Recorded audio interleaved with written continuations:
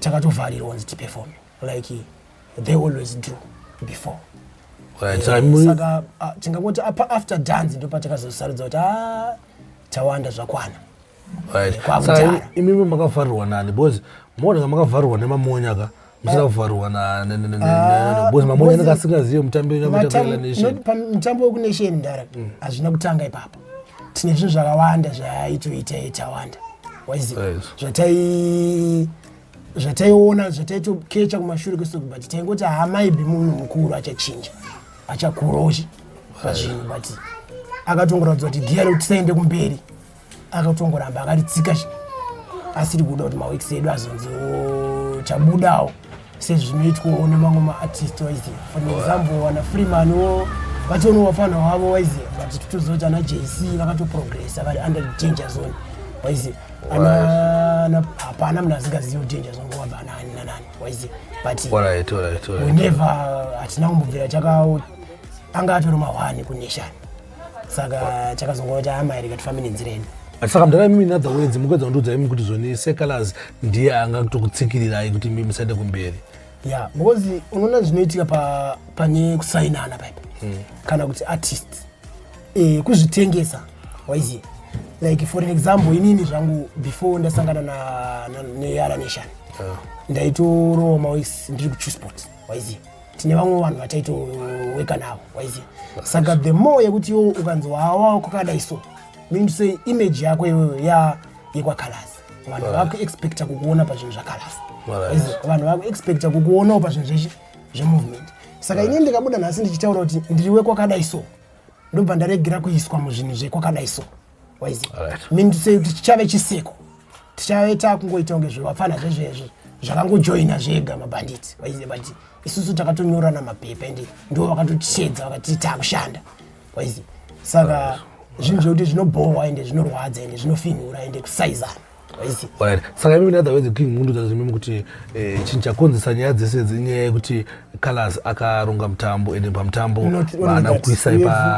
pashow ende amuna kukwasa kuperforma ikoko ndipazotanga. There are even 50 reasons why to quit Yala Nation. Waiziva. Chitangira even ndine collaboration nakaita nemukomana waiziva. After tata collaboration he went kuna producer ata tipsy lipsy akazotanga kudza kuti producer ata kumfano yamampire song waiziva. Song yeye ndikakumbira kuti wakomana ndine mawisa netoro wakawanda mdara inoona kuti aona mdara ndisiriwo masina angu pachi pama pages penyu because ezvimwe zvitenge takatozvitengesa mdara asi mune contract ramakasaina takatosaina takatoshanda nemukomana 2019 waiziva. Saka ndona waenda kuti amda tarowa kuti nemawekisi akadai so tisiriwo papage penyu because manamba aya tetarowa anoda kuzoupload waiziva. Saka mumwe munhu anenge achitoziva kuti uyu munhu anoshanda ari under nation ya nation. Saka kuti vamwe vacho vatambire manhamba ako vamwe machichiva kuisiri pamapeji avo waiziva ende unongoziva kuti mukomana wese tawanda ndiwe mabotsi waiziva ane vanhu vanenge vakatoyechana navo vasingaonani navo vakatowandei waiziva. Ufushi those people uye tatooma enemies avo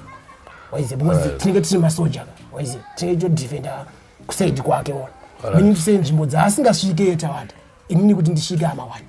waiziva. Mabhesa asingadiwe mamwe acho kuti tatodigwe ndiripo ndokona kutodefenda kuti aiwa amai mukoma wangu ona but so mawexercise but imimi muchiita contract makatsoverenga contract zvekuti maybe zvakazvirimo here mucontract zvekuti Calaz achazenge achizokupostayo mapages ake achazenge achikusimbisa achazenge achikuisaiwo mamashows ake nokona naCalaz waiziva achivhura Yala Nation waiziva pakasaina wapfana akasaina navo handisiri ndega vamwe kutadzawo kuzotaurawo nekuti zvandikuita zvinenye kuti kukwata waiziva ininiwo ndiri munhu wekuti ndinenge iye futi handine kuvhunduka zvokuita waiziva but ane akatotionesa yakawanda kuti maboys tichange tichidai waiziva tichange tichidai but tichange tichidai iyayeka takatombofamba zvinenge 2 months waiziva but mukomana akazongona dream yevapfana kuti abapfana uyu mfanano unozvidai nekudai waiziva ndipo wakatanga kunodzima light but it was too late because tanga tatatosaina diri tatatomu zvinhu because vamwe vaita nawo zvinhu vaiva wakutosema uyu amave kuya kaini muri mabhanditi endaika kwenyu kwedu tobva tienda tobva tavharirwa ona kwedu to matanzu kwarongwa kana chino nikakuda kubhula kana kuti rafura kana kuti size ona kuti zvavana for example ndani tiri pamwe chete tikuita chino studio kubvunza amai kuri kurinovate handiti studio yangu rinovetwa ndobva ndazongonobudirira time ndakunorafura afana mimi musilo yawo mimi munofana kunge muchibatika pazvinhu ndingafemberere mndani pamwe pacho nongowasaina namufana anogara kulenori angaziye sei kuti kustudio kukurinovate waizi tinoudzana pamwe chete pachakanganisa ona look at choose sport here mndani tingagona hedu kuti size kuti afandandifandani but vatori nani ona vatotoita zvinhu because vanoudzana hazvinoti ana enzo vafana vaya avakanganisirani nevakomana hazvinoti ana bhazuka avakanganisirani nevakomana but inyaya yekuti vanodanana waizi vanoudzana ende ndichikorekta muromo watawanda waakunzi akataura wekuti harisi basa rake rekusumudza maartists muromo yo mdara that's nonsense because what was the purpose yekusaina vanhu waizi one iwo uchivhura chinhu chako pamwe iyeka natakuti zvizoita necontract ramakasainirana imi ndimo zvacontract yenyu pacontract yenyu yanga rekuti muchanda rekoda kwayala nation pasina yakanyanya stereki yaanenge achizoita mudhara ini nangu ndiriseni ameno inyaya kuti ndalinka nemabig artist akawanda ndakaita ukamana talk vibes waiziya sometimes zvisinei nemari zvisinei nekuti ndikuda chikwa you can even give me some advice talk vibes is one of them big up yourself waiziya Didzaman kuti muende kumberi wafana wangu so waiziya but kune chimwe chinhu chondokwanisa kuya ndichikukumbira even an idea waiziya yekuti handisida mari yako ina handisida kupinda mbenzi mako ina waiziya asi wakanditi ndiri wako ndangoya nyange ndakuti yes kukumhoresa wangu hazviri kuti ndopuwa mari kuti ndakumhoresa waiziya ndatoitawo love kana yekukufonera chekucheko unoona uda kuti ndichaurira rafu waiziya ende pari pakupushana ipapo mndani mawekisaya yakai mangoma vanhu vanotadzwa manzwisisa mangoma ari very difficult mangoma anorwadza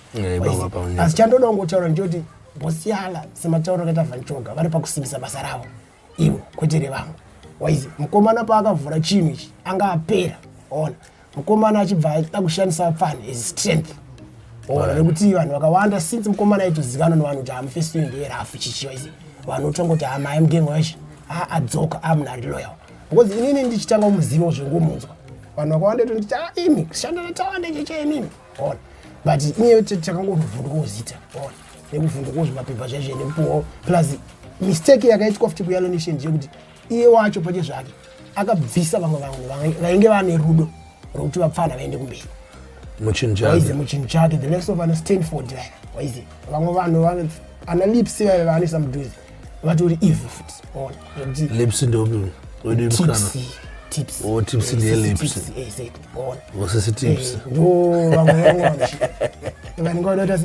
mune zimbabwe ndofamba muri kuzoti mukomana ari muchipi utoona zvekuti anenge achitomufurira kuti akapfana akavharire panze aite sei nodaidede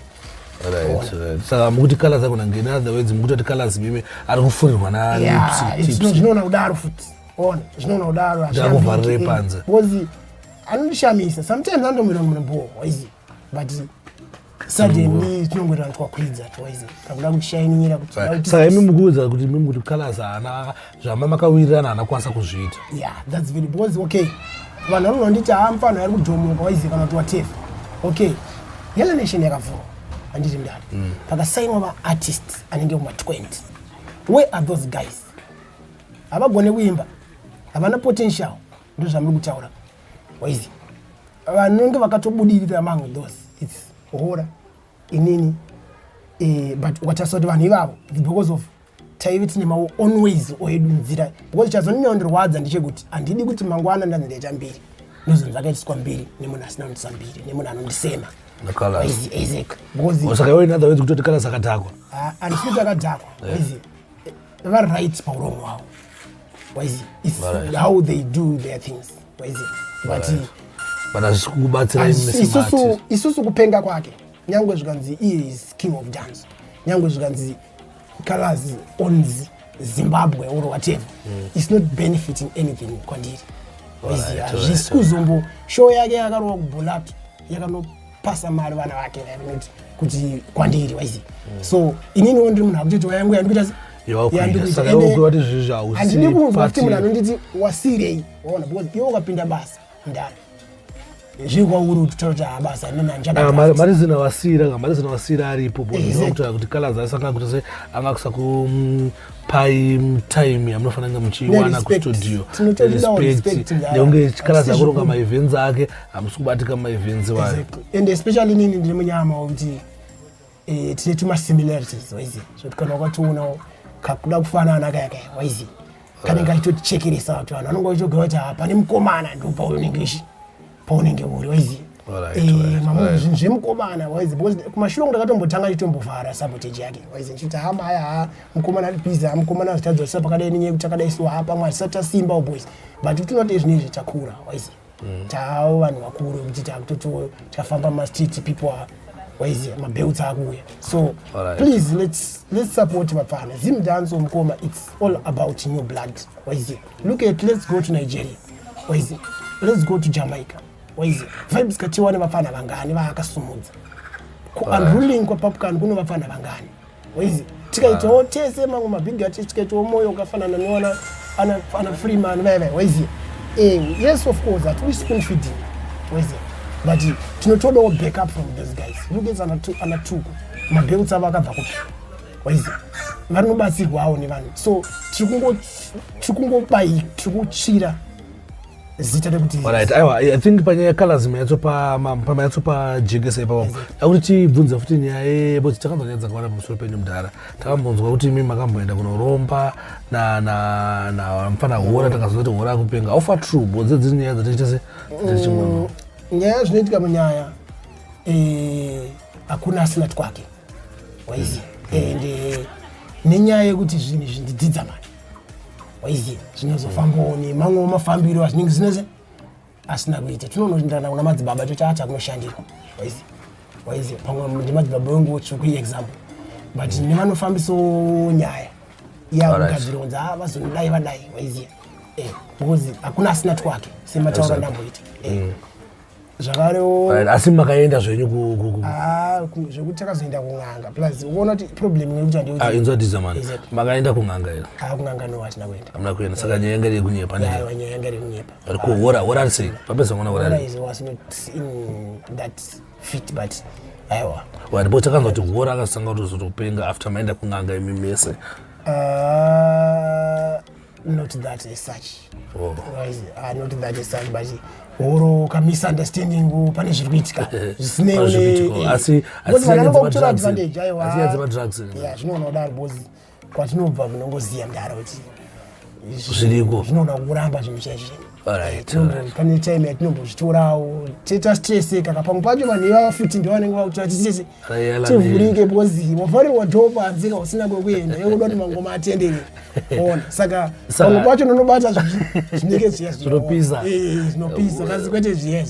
muri Zimbabwe ndikuva muri kungozvinzwa zvekuti vana mukomana ane zvakawanda zvari kutaura zvimwe zvakuda kutira kuwandisa but patata nyaya yehora ndofunga mamunzwa achitaura kuti zvoni vana hora sometimes ndazonorowa madrugs pembarogona ngavavharirwa panze kuyala nation ndinotitaya kunaita se kuda kwewo ndonyaya dzekuta wati mudhara tine imwe nyaya futa takanzwa pamusoro pechinzi madezi apfuura ayo takaona mapictures aitenderera aicirculata inakasvika kwandiri yekuti imimi makaita tsaona yeah that's very true ndakaadmit kumuchipatara ende ndakatosonwa mastitch about 4 mastitch ndakasangana neaccident but izvi muri kunzwa sei aiwa izvinezvi am fit and strong ndikuona woko ndorumbodaii but ndikuenda ndiwo macheckups plus thank god munhu wacho akatiitawo zvaakaita is taking care nemapills notibatsira and stuff and malast words edu ekupedzisira hamuzotinzwe zvakare tichidzoka tichitaura nenyaya yatawanda asi mukatinotadzoka vane zvavanenge vatiti ende ipapo tinomiramira ipapo because mangoma takafoiswa navo kuchikoro kuti iritori basa chisoja chatakapikira saka anyone who need to block the way I tell you, no matter who we are ready gunshot straight we respect everybody aiwa mudhara ndapadzisa kwatisa vanozoda kuzokuteerera music yenyu vada kuzokutsvaga music nokubata sei vanotibata pamusic yedu you can go pa YouTube amavideos mavideos akawanda Didzaman Didzman echishona yakabatana kana kuti munobata phone number is 077 40 76 222 again 077 40 76 222 tichingoshanda takasununguka we ready kushanda nemunhu wese ndimuna ari free singaiti always happy because basa redu kufadza vanhu muri Zimbabwe ndofunga mango zvinzo kutora Dhidza namba dzake ndo dziri pa screen idzo kana pachinge panada kuzota business na Dhidza vada kumbuka for shows vada kumbuka for studio time vanongombata pa namba idzo dziri pa screen vada music vada ma videos vanongotsvaga pa YouTube kana kumbata pa namba idzo vanokupa futi ma links ndara musati maenda muona ngopo muri Zimbabwe kana ka freestyle kuti vanhu vazoziva zvamoita maitira moita zvinhu I know kuti makagumbuka ne nyanga mutore kuyala nation zvakawanda ma pains muri kugwara chichichi but still amuzotadza kumbotipo turu nawana dem